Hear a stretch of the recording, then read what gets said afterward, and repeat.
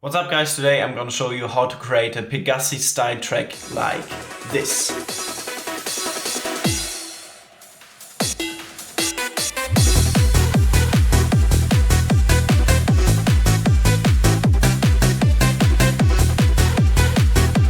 Alright, so in a Pegasi track we should aim for a really full track, for a kind of muddy track. So Pegasi always uses a lot of drums, a lot of hi-hats, a lot of rides, so the tracks are always pretty full and the drums sound really crisp. They sound really full, really muddy, a bit oversaturated, so they always sound like that there might be a bit too much saturation on the drums. And of course the bell, right? Most of the time it's really just a simple kick and bass approach with a lot of drums and then some moody elements, right? Like pads, like a really nice lead.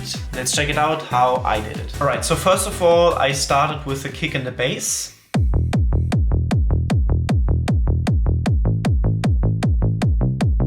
And most of the time Pegasi tracks are pretty melodic. So most of the time you hear hard bounce or hard trance or trance tracks. I would say Pegasi is like between trance and hard trance in the same key, right? So the drop is in the same key and maybe like at the end of the track there is a melodic switch, but most of the time there is no real melodic going on, right? And in Pegasi's tracks, that's why they sound a bit more pop-ish. There is a lot of melodic going on. Okay, so we got a bass line, E, A, and C. Pretty basic stuff. And both kick and bass go into a kick and bass bus right here. And I use a simple bass preset, one of the best in my opinion, and I tweaked it a bit and made it a bit shorter. Right, then a kick from the Ignite sample pack, pretty basic kick as well. The sustain is a bit too long, so I tweaked the sustain a bit and put Decapitator on the kick. Right before the drop, of course, the reverse kick.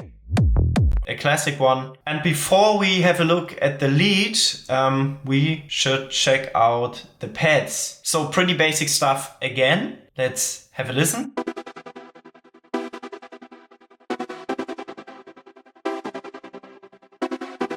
Basic stuff going on here. Okay, my camera just died. Let's continue. On the pads there is the trance gate, right?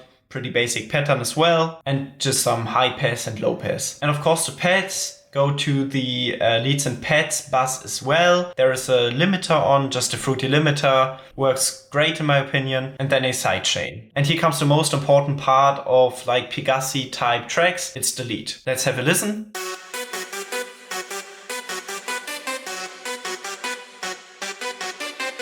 Right, so it's a 4-bar loop. The loop is not too short that the lead gets too boring over time. Later we talk about the build up and how to like preserve the energy from the lead before the drop. So the lead consists of layered synth. So there are maybe 10 layers used here. I think you have to like play around, right? So there is no right and no wrong way. You have to use your ears. The same is true for like the harmony or for the melody you use. I just thought that all those leads together sounded pretty nice. The main sound of the lead is like a vocal lead type preset. It sounds like this. Okay, really nice sound. It's not just one lead. They are also layered here, but I think that's like the main sound. Then we get this sound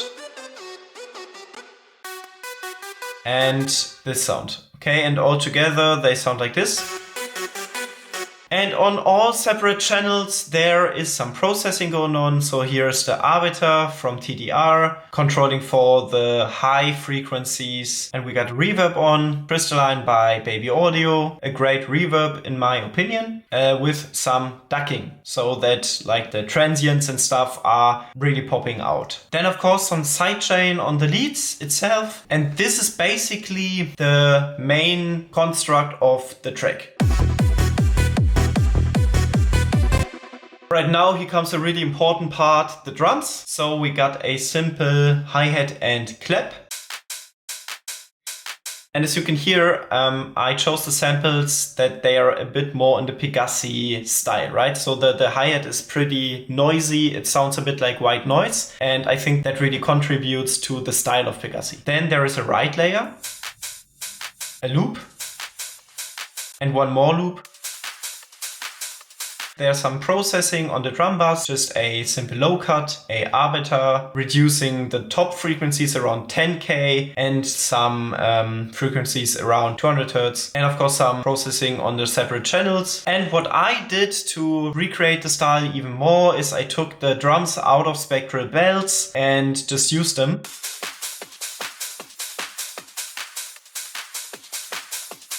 Okay, it's not a huge difference. In fact, you don't hear the drums in the final drop that much, but I think it may help to reach the exact style I wanted even more. When I'm gonna release the track, of course, I will delete this drum track here because I mean, it's sampled from spectral bells. In fact, I will leave it off for the rest of the video so that you can hear how the track sounds without any material directly from Pegasi. Okay, now here comes like the FX part. We got a screech.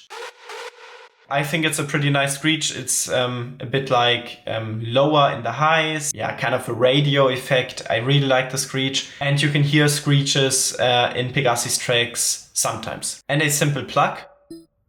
And the plug is layered with a percussion. It's kind of the Pegasi bell, but it's not, right? The Pegasi bell is right here before the drop. So let's have a listen to the build-up.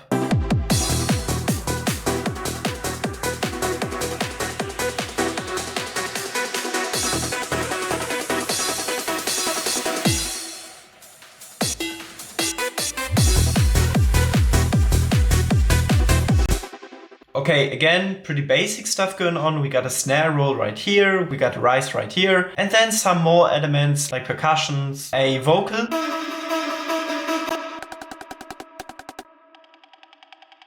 Just to make the build-up a bit fuller. And then, of course, crashes, right? So this is the crash. And we can't talk about the build-up without automations, right? So there is a kind of endless smile automation. It's a patcher plugin I use a lot. And there's a high pass on kick and bass, only on kick and bass, because I introduced kick and bass in the build-up. Right, and that's why we need some high pass on that. And then there is just a general high pass. You can get rid of it because we got the hype plugin right there. And then we got some reverb, so the reverb on the lead actually. And then some automation like the trance gate, the kickstart kicking in, and the low cut for the lead bus, right? So that we got a filter effect. All right, and that's basically the whole track. If you got any more questions, just write them in the comments. And yeah, see you next time with an Überrest tutorial, right? Bye bye.